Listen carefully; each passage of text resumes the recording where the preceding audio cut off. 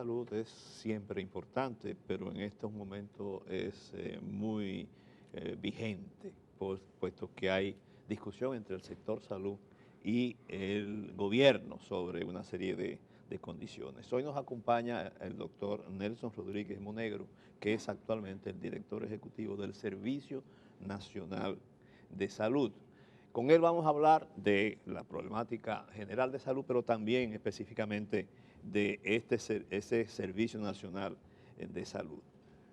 Gracias por acompañarnos y compartir una gran experiencia en todos los niveles de salud. El propósito fundamental de este Servicio Nacional de Salud y a qué nivel de ejecución está eso, pero fundamentalmente, ¿qué se pretende con eso? Muy bien, buenos días y gracias por la invitación. Dentro del proceso de reforma del sistema de salud, de parte de las dos leyes fundamentales, tanto la 4201, que es la Ley General de Salud, y la 8701, que es la Ley de la Seguridad Social, pues se instituye el tema de la separación de funciones. En el pasado reciente, pues el Ministerio de Salud Pública, como ministerio, ejercía prácticamente todas las funciones: rector, regulador, formulador de política, proveedor del servicio, financiador, todo. Entonces, digamos que era juez y parte.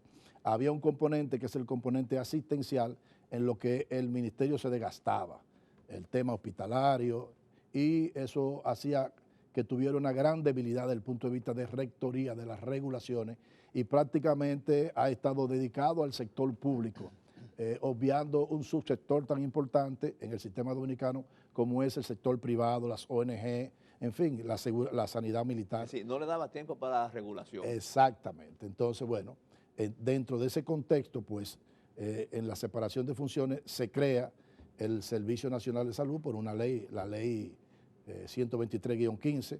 ¿Y cuál es la función del Sistema Nacional de Salud, del Servicio Nacional de Salud? Pues, digamos que es un ente que debe tener una alta competencia técnica para acompañar a las direcciones regionales de salud en todo el desarrollo de su competencia de gestión de manera integral. La gestión de recursos humanos, la gestión administrativa y financiera, la gestión de la calidad de los servicios, la organización en redes de esas regionales. Es decir, que es mucho el trabajo desde el punto de vista de la estructura organizacional y funcional del sistema.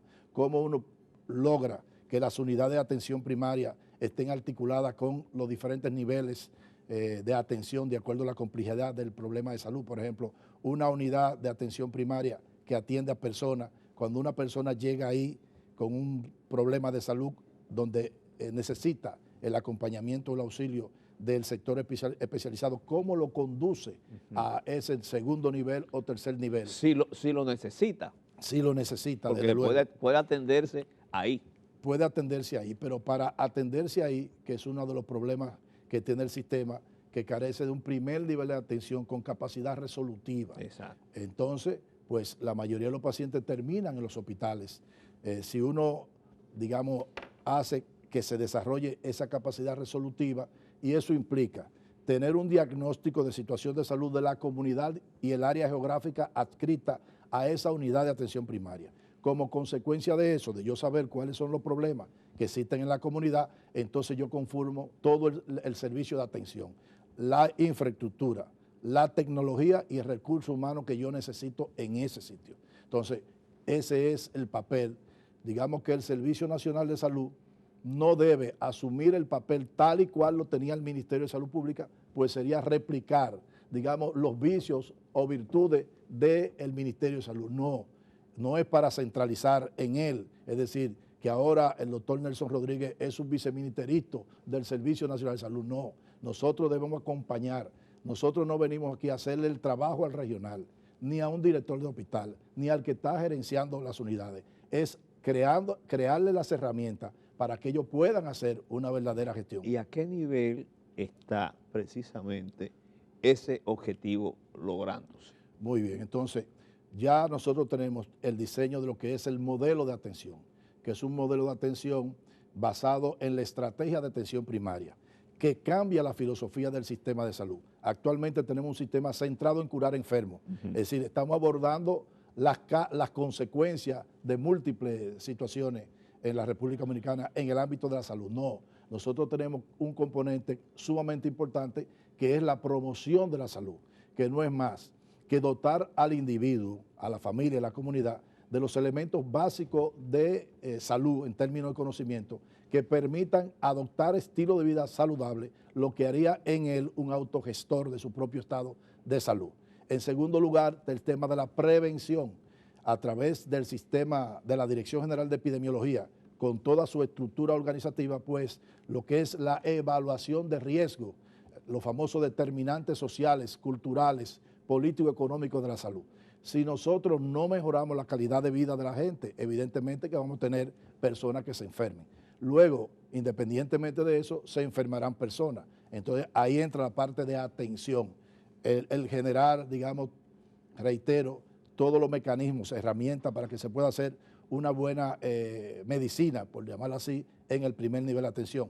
En el futuro próximo, ya nosotros pondremos a circular lo que es la guía de atención de todos los problemas cotidianos que se presentan en ese primer nivel, con el manual del cuadro básico de medicamentos esenciales, es decir, que el médico que esté en ese primer nivel va a tener esa herramienta que le permite hacer diagnóstico con facilidad y, en segundo lugar, tener a su disposición cuáles son los medicamentos que debe utilizar.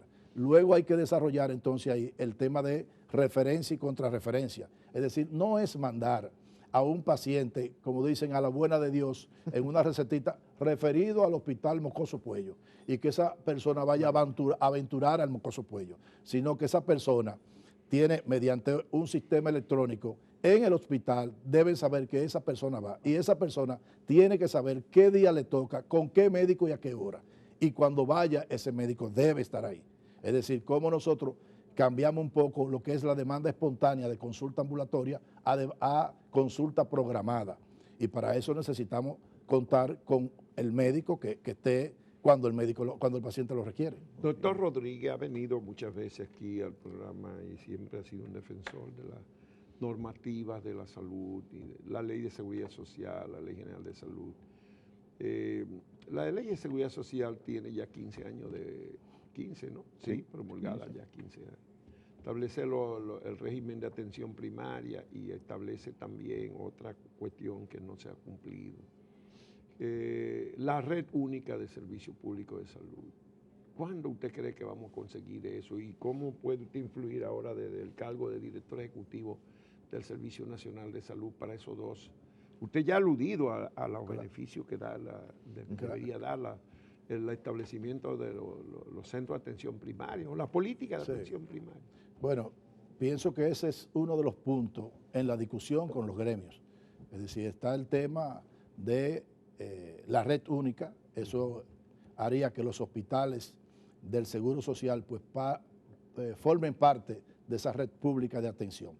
Y con eso pues nosotros teníamos grandes logros en el sentido de que mejoraríamos el acceso de la población general a servicios de salud. Hoy en día esos establecimientos solamente le dan asistencia a sus asegurados, que son un poco más de 60,000, es decir, después de la Ley de la Seguridad Social, el Instituto Dominicano de Seguro Social tenía unos 400,000 y pico de afiliados.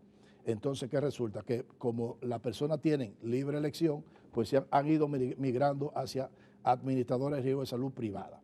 Entonces, eso hace hoy en día que el instituto, la administradora Salud Segura, que es la del Instituto Dominicano de Seguro Social, tenga poco más de 60,000. ¿Qué implica eso? ¿Cuánto ha perdido? 400. Bueno, 400,000. Ha perdido 400,000. Más o menos. Entonces, ¿qué implica? Por ejemplo, ¿hasta cuándo es que la van a dejar? ¿Hasta que le queden 5? Pero no solamente eso, fíjese lo siguiente. El Instituto Dominicano de Seguro Social recibe un subsidio de 2.900 millones de pesos, más alrededor de unos 700 millones que le dispensa la tesorería por el tema de salud segura. Estamos hablando de unos 3.600 millones de pesos para atender a 60,000 y pico de personas. Eso implica que la cápita para esa persona anda alrededor de los 32, 33 mil pesos, que es 3 veces la que tiene el régimen contributivo. Por otro lado, los hospitales, exceptuando el hospital Salvador Begotier, que tiene una tasa de ocupación alta, todos los hospitales promedian alrededor de un 26%, es decir, de ocupación, que están subutilizados. Entonces, con ello podemos hacer una... O sea que mientras los hospitales públicos están abarrotados, los del Seguro Social están subutilizados. Exactamente. Entonces, ahí pudiéramos perfectamente hacer una reestructuración del parque, digamos, asistencial. Y le voy a poner un ejemplo. Digamos, y esto es, digamos, un ejemplo. No quiere decir que vaya a ser así. Por ejemplo, el Hospital Estrella Ureña de Santiago es un hospital general del Seguro Social. Eso pudiéramos convertirlo nosotros en la maternidad de Santiago. Le sacamos la maternidad al Hospital José María Cabral Ibáez y la pasamos allá. Los otros médicos especialistas pasan al Hospital Cabral Ibáez. Dejamos el Hospital Cabral Ibáez entonces con un hospital general de alto nivel y mejoramos las condiciones de atención a las embarazadas y el componente de ginecología también, pues en un hospital. Y eso no costaría nada porque tiene el recurso humano. Entonces, pienso que es fundamental realizar eso. Creo que en ese sentido es importante señalar que en lo que respecta a la empleomanía, porque se salen versiones, digamos, por falta de un diálogo transparente con respecto a eso, no afecta a ninguna de las personas que trabajan en el Instituto Dominicano de Seguro Social, los hospitales. Simple y llanamente es una reconversión, pero ellos se quedan trabajando ahí. De modo que no es, digamos, una amenaza ni debe generar incertidumbre a ese recurso humano que se encuentra. Sí van a ser mucho más eficientes. De modo que eso está a la puerta de concretizarse. Pero ¿por qué no lo hacemos, doctor? Bueno, ¿qué pasa? Porque ahí hay... Acaban de nombrar un nuevo director general del Instituto de Seguro Social. Por suerte, porque el anterior tenía como 15 años ahí usufructando ese cargo y la verdad es que uno no sabe, el deterioro era tan grande que uno dice, pero ¿y cómo es posible que ni siquiera se renueve la dirección? Bueno, es que en esos estamentos siempre medran unos conflictos de intereses que entiendo yo que hay que salvar en el sentido de que, bueno, esto es lo que hay que hacer, vamos a hacer eso y se acabó. Pero independientemente de que se afecten. En el Instituto de Seguro Social es tripartito. Así mismo. Y el Estado no podía conseguir el respaldo ni siquiera del sector empresarial para regenerar esa situación. Yo creo que sí, que realmente el sector empresarial ya está conteste a que se haga esa transformación. Ya está. Falta todavía, digamos, en cierta forma, el sector sindical. Pero Nelson, depende de una decisión de las partes o es una ley que hay que aplicar. Bueno, es una ley que hay que aplicar. Entonces, si la ley manda a hacer eso. ¿Mandan a hacer eso? Precisamente. Eso no es que estemos de necesitamos acuerdo. otra ley para que apliquemos esa ley. No hay que hacer ninguna. No hay ninguna Porque ley, aquí es todos le aplicarla. buscamos la necesidad de otra ley, de una ley nueva. No, nosotros Es lo que tenemos aplicarla. es que yo pienso que República Dominicana no necesita más leyes, es aplicar las que tenemos. Con eso bastaría para transformar todo a la República Dominicana desde el punto de vista organizacional y encauzarlo hacia el desarrollo. Entonces la red pública viene. La red pública viene. Y viene la política de atención primaria, los centros de atención. Desde luego que sí. ¿Y cuándo usted cree? Digo, ya comenzó. Fíjense que se están... Bueno, es una prioridad que se ha anunciado muchas veces, claro, pero... fíjense que se están construyendo alrededor de unos 50 centros diagnósticos.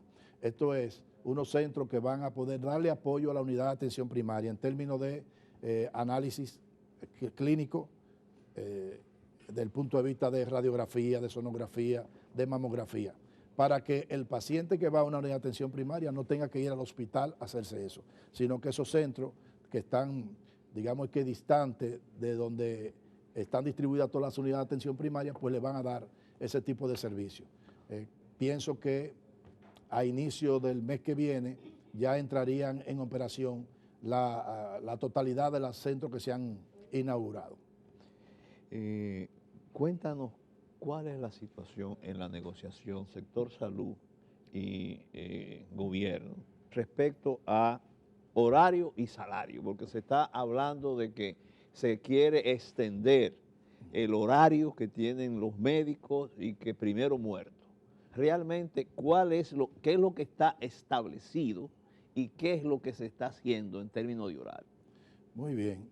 De horario y de salario. Sí. El tema es que el gobierno, a instancia de los gremios, le hizo dos propuestas. Primero hizo una propuesta, que se la voy a detallar al momento, y posteriormente, por inconveniente de uno de los gremios, pues le extendió otra propuesta. ¿Qué contemplan esa propuesta? Un primer componente que tiene que ver con pensiones. Hay un gran problema de una gran cantidad de personas en el sector salud, médico, enfermera, bioanalistas, en fin, que tienen muchos años y que están ahí. Entonces, se llegó, en la propuesta que hace el gobierno, es que todo aquel que tenga más de 60 años y más de 20 años de labores, pues será pensionado, con su salario más los incentivos, que uno de los problemas era que los incentivos no estaban incluidos. No, pues se le están incluyendo los incentivos. Con eso estaríamos beneficiando alrededor de unas 8,000 personas. Y eso es para allá. Eso en términos de las pensiones. Luego viene el tema de la conformación de la red única. Ese es uno de los puntos. Para el personal que trabaja en el Instituto Dominicano de Seguro Social y el Ministerio de Salud Pública, pues se unen los dos salarios y se queda en uno de los sitios. La propuesta es con 8 horas. Por ejemplo, el presidente del Colegio Médico habla de que el horario son 4 horas. Pues, como trabaja en salud pública, 4 horas, al decir de él, y en el instituto 4 horas, pues los dos salarios entonces son 8 horas de trabajo. Estamos hablando de que estarían devengando un salario que cubre entre 85 y 100,000 pesos, los dos unidos, de salario. Entonces, pero con un horario de 8 horas. Ganan 45 y 50,000 pesos. Promedio, los médicos, de acuerdo al tiempo que tienen, bueno, un médico, por ejemplo, especialista, anda en 40,000 pesos. Sí, con los incentivos, pero un médico general, 36,000 pesos. Es decir, de sueldo. Y esa tropa inmensa de los hospitales que son los residentes. Los residentes. Los residentes, ¿cuánto ganan? Los residentes andan por 31,000 pesos. Es el salario mínimo. Es el salario promedio del residente. Son iguales todos. Entonces, bueno, se unen los dos, como les decía, y está en un solo sitio, 8 horas de trabajo. Ahora, con los otros médicos, pues ahí la primera propuesta que se le hace es un incremento al salario básico de un 20%, al salario base. ¿Qué hemos querido hacer? Bueno, esto tiene que ir ligado a el buen desempeño. Esto tiene que ir ligado a la mejoría de la calidad de la atención. ¿Y qué hacemos en el caso de los médicos? Bueno, le decimos, usted tiene un 20% en el salario básico de incremento, pero tiene un 10% por la recertificación. Esto es, para que el médico se mantenga actualizado en su conocimiento, es decir, por algo que es inherente a la profesión, es decir, todo médico, independientemente de eso, si quiere dar un buen servicio, tiene que estar actualizado. Pues le estamos dando un 10%, pero un 10% adicional por buen desempeño. Esto es cumplimiento del horario, esto es satisfacción del usuario, en fin, esto es el aplicar los protocolos que están establecidos. Ahí van ya un 30%. Si ese médico está en área fronteriza, tiene un 10% adicional. Si es área no fronteriza pero lejana, tiene un 5% adicional. Pero eso es aparte de la 20, tanda, aparte del 20%. De la duplicación del salario. No, eso está... yo estoy hablando ya del salario es para la red única. Para la red, es decir, el que que no trabaja en los dos sitios, sino que trabaja solamente en salud pública. Ya. Entonces, ese médico, reitero, un incremento, una propuesta de un 20%. Sí. Con esos incentivos de 10, que un médico podría llegar hasta un 50 y hasta un 60% de incremento salarial con un componente que tiene que ganárselo. Esa es la diferencia.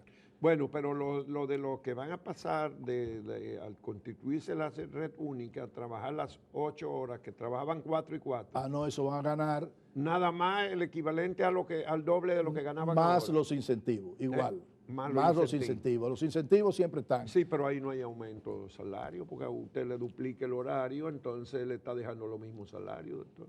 Pero no, porque es que tiene el incremento del salario del 20%. Es decir, esos puestos individuales tienen el 20% de incremento, más los incentivos. Los incentivos. O sea, aparte de, vamos, el que gana 30,000 en un lado y Sí. 40,000 en otro, Sí. va a pasar a ganar 70,000. Claro. Y Por sobre 8 eso, horas. por 8 más horas. más Los incentivos. Le van a dar Claro. además los incentivos. Así es. Pero más el 20% y los incentivos. Así es. O sea que puede pasar Sí. de 100,000 pesos Oh. entonces. Claro que sí, no solamente eso, que ahí nosotros estamos hablando solamente de esos incentivos, digamos, institucionales. Pero ¿qué nosotros queremos? Usted sabe que incluso he oído algunas distorsiones con respecto a eso de parte de algunos de los médicos que conforman, digamos, el núcleo del colegio médico, con que lo quieren involucrar en el negocio de la ARS. Oye, pero muy lejos de eso. ¿Qué ocurre? Entre el 19 al 20% de las personas que ven los hospitales tienen un seguro. Los hospitales lo están viendo y no le cobran a la ARS. ¿Qué es lo que estamos haciendo? Bueno, creando las condiciones para que los hospitales le puedan facturar a las ARS y cobrar. De ese dinero también tienen un incentivo los médicos. Es decir, le voy a poner un ejemplo para que usted vea que sí se puede. Nosotros tenemos un hospital pequeño en Sabana Grande de Boyá. Ese médico director de ahí, el doctor Mejía, se preocupó de habilitar su hospital. En esa comunidad no hay clínica privada, solamente está el hospital público. Todas las ARS lo contrataron. ¿Y qué resulta? Que cuando usted lo ve desde afuera, usted dice, algo diferente está pasando ahí. Es un hospital que parece una cliniquita muy bien cuidada. Cuando usted entra ahí, encuentra todos los médicos con una bata puesta y su corbata, las enfermeras impecablemente vestidas, las camas todas uniformemente vestidas. Si va a la farmacia, está organizada. Si va a la cocina, puede sentarse usted ahí. Es decir, que hay un hospital que expresa que sí puede ocurrir. ¿Qué pasa? A ese hospital no le hace falta ni la subvención del gobierno, del Estado, su presupuesto, porque con lo que recauda de las ARS pública y privada, pues cada médico de eso, adicional a lo que estamos hablando ahora, se lleva 25 y 30 mil pesos mensuales a su casa, producto del incentivo de ese servicio a las administradoras de riesgo de salud. ¿Qué ocurre con los hospitales autogestionarios? Que hay médicos que se ganan 150 y hasta 200 mil pesos por venta ahí. Entonces, nosotros queremos llevar a todos los hospitales del sistema a ese nivel. Ahora, eso está dentro de un sistema de cobertura universal, de que todo el mundo tenga un seguro familiar de salud, que esté Pero esos prepaga. hospitales autogestionarios son privilegiados en el sistema de salud, porque hay algunos que tienen el equivalente a la subvención de todos los demás hospitales de la capital. Mire qué ocurre. Por ejemplo, esos Entonces, hospitales... usted está poniendo unos ejemplos. No. Porque hay que hacer una transformación. Por ejemplo... ¿Cuál es la subvención del hospital de- Moscoso Puello hoy día? Del Mocoso Puello, la última vez andaba como por los 6 millones de pesos. Mensuales. ¿Y Mensuales. cuál es el del Hospital Plaza de la Salud? Pero espérese. A esos hospitales autogestionarios ni se le compra equipo, ni se le paga al personal. Ellos tienen que pagar su personal, ellos tienen que comprar su equipo, ellos tienen que mantener... ¿Cómo comprar su equipo? todo. Esos hospitales no los equipó el Estado. No, pero hay que renovar equipo. Ah, todo renovar, eso. usted Bueno, quiere pero decir déjeme renovar decirle equipo. qué es lo que ocurre. Un hospital tradicional, por ejemplo, el Moscoso Puello, que usted puso de ejemplo. El Moscoso Puello tenía una subvención, bueno, la última vez, porque esto no estaba ligado a los hospitales, era de 5.7 millones. Pero el hospital costaba 45 millones mensual. Pero ¿qué ocurre? Y es de las transformaciones que hay que hacer, que desde el ministerio lo gerenciaban, ese director no gerenciaba nada, ahí le nombraban el personal y muchas veces podía llegarle un personal que no necesitaba, el que necesitaba porque no lo no iba tenía. a trabajar. En fin, porque entendía que su empleador es el ministerio, no la dirección del hospital. Entonces, eso hay que transformarlo. Cada hospital hay que llevarlo a una unidad de autogestión, que ellos sean capaces de administrar y gestionar sus propios cuándo vamos a recursos. conseguir eso? Bueno, eso es parte de nuestra labor. Eso es parte de En nuestra eso labor, es estamos. decir, cómo logramos que se entiendan que ellos tienen, y yo lo audito y lo superviso. Eso es, yo no puedo venir ahora en el Servicio Nacional de Salud a concentrar Pero todo doctor, eso. todo eso está muy bonito, pero nosotros estamos invirtiendo 2% del PIB en salud y todos los organismos internacionales dicen que con eso no se llega a ningún lado. Entonces, porque se pueden decir muchas cosas bonitas, Sí. pero si no hay recursos, no funciona la cosa. Hay que incrementar, pero yo le voy a decir a usted, si ahora mismo de golpe y porrazo dan un aumento. No de sí, golpe y porrazo, lo que queremos es que sea progresivo, firme y sostenido pero el está aumento. bien, pero si nosotros no mejoramos todo lo que es la profesionalización de los gestores, si nosotros no reorganizamos eso, pues posiblemente se van por un sumidero.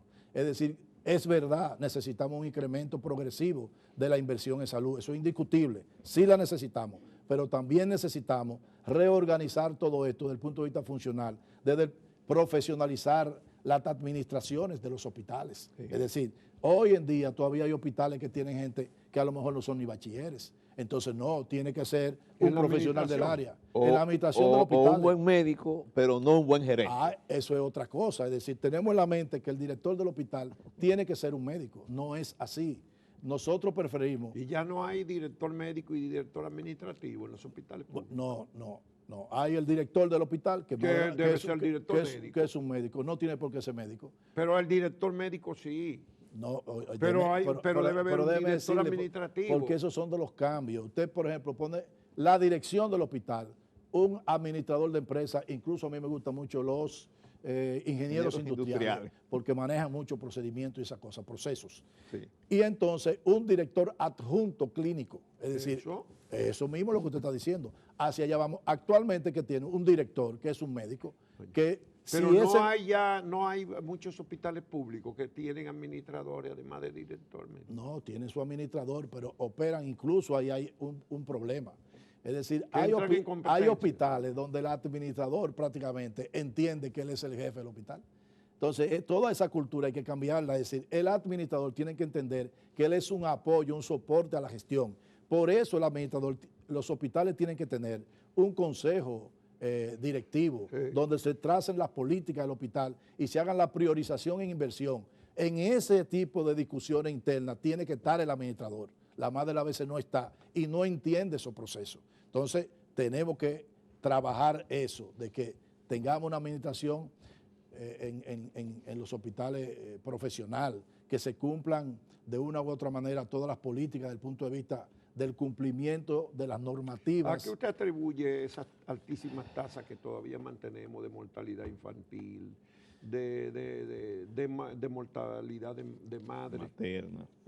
¿Cuántas son? 196 por año en los últimos 5 años, 6. No, es decir, bueno, la tasa que tenemos de mortalidad, la última que se ha registrado es de 106 por 100.000 nacidos vivos. Ahora bien, eso tiene un subregistro de un 25%, que sí, para mí es inadmisible, porque una muerte materna es un hecho que no pasa desapercibido en ninguna comunidad. O sea, quiere decir que en vez de 106 deben ser entonces nosotros, 130. A mi parecer no, a mi parecer debemos andar, pero eso hay que documentarlo, porque sí, eso es de las cosas que tenemos. Debemos andar en los 80 y pico muertes por 100.000 nacidos vivos. ¿Por qué? Porque aquí puede ser que pase desapercibido, digamos, un 2, un 3, un 4 y hasta un 5, pero el que le apliquemos un 25%, estamos diciendo que alrededor de 60 mujeres mueren en un evento relacionado con el embarazo y que nosotros no la detectamos. ¿Qué ocurre? Que ellos tienen como argumentación de que muerte de mujeres, por cualquier razón, nosotros no tenemos la certeza de que no estaba embarazada. Óigase usted. Es decir, digamos que si muere... O sea que la alta tasa de mortalidad infantil es por esa razón. No, yo estoy hablando de la madre. De la madre. De la tasa de materna. La madre. Bueno, nosotros a un 80 y pico es alto para nosotros. Es decir, de acuerdo al desarrollo socioeconómico que nosotros tenemos, no debiera tener. Eso expresa una calidad de la atención. Fíjense que nosotros tenemos una cobertura de un 98%, de que la madre dan a luz en un centro y atendido por un profesional en un 98%. Y usted dice, cuando usted evalúa cualquier situación de países centroamericanos que tienen problemas de acceso geográfico, que tienen todavía el número no tienen la infraestructura hospitalaria, tú dices, pero ven acá, ¿y por qué esta mortalidad? Entonces ahí viene el tema de la calidad del servicio. Que comienza con, bueno, desde antes de salir embarazada. Nosotros, si no mejoramos las condiciones socioeconómicas de la gente, vamos a tener problemas de salud.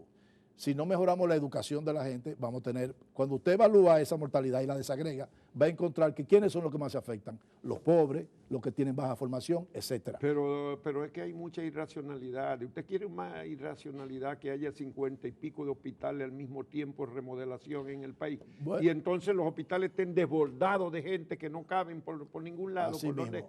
ni interno ni de consulta. La intención fue muy buena, pero evidentemente que estratégicamente fallaron. Es decir, ese es uno de los problemas que tenemos 56 hospitales. ¿No será que nos gusta mucho gastar, comprar materiales, invertir y construir, porque deja mucho dinero? Prácticamente el 30% de los hospitales intervenidos. Y eso ha hecho que dificultades en la emergencia, en la consulta. Bueno, pero ¿qué hemos hecho? Bueno, hemos sentado con la UISOE para priorizar, es decir, vamos a dejar esa dispersión y vamos a concentrarnos en lo que tienen más de un 80% de avance y vamos a terminarlo. Vamos a terminarlo. Eso es necesario. Los hospitales están desbordados por otro componente que lo he dicho también, es cuáles son los horarios de consulta. El 80% de lo que vemos en emergencia es consulta, no es emergencia. Es decir, están desbordados porque hay dos picos importantes que desbordan las emergencias, que es desde las 11 de la mañana hasta 2 de la tarde y desde las 5 hasta las 8 de la noche. ¿Por qué?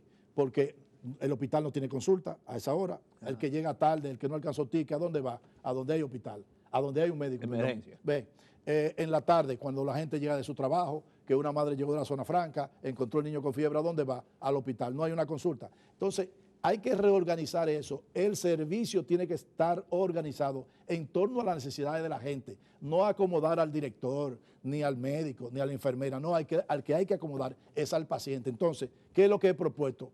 Que lo hicimos en una ocasión nosotros cuando fuimos director del hospital, crear una consulta en ese horario. En vez del médico ir a las 8 de la mañana, van a las 11 de la mañana y dan esa consulta hasta 2 de la tarde. En vez de ir durante el día, va a las 5 de la tarde y da una consulta hasta las 8 o las 9 de la noche y desahoga. Y entonces tiene una persona en la emergencia, bueno, ahora se le llama triaje. Cuando yo lo implementé en el 97, yo le llamaba un distribuidor del tráfico, una persona que está ahí con capacidad para poder discriminar qué es o no es una emergencia y, bueno, mire, esto es una consulta. No es que le diga, es para consulta, no es que lo conduzca a la consulta, porque es otro tema, el tema de la deshumanización. Que lo mande a hacer otra fila, entonces. No, lo lleva a donde debe atenderse, porque hay un tema de educación ahí, porque la gente entiende que en la emergencia debe verse los pacientes en el orden de llegada, no en el orden de llegada, es de acuerdo a la criticidad del problema, a la gravedad del problema. Entonces hay muchas cosas que hacer. Bueno, muchísimas gracias al doctor Nelson Rodríguez Monegro,